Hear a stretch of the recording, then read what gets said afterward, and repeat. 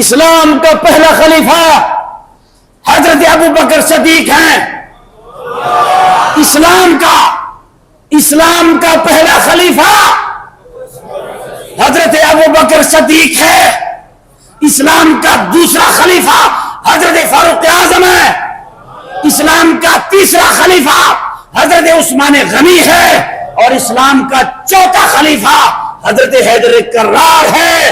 اور اسلام کا پانچواں خلیفہ حسن مجتبی ہے. سنیت شیعہ کا نام ہے.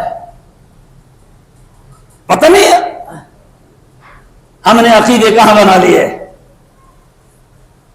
عقیدے تاریخ کا مطالعہ کر کے عقیدے نہیں بنائے جاتے.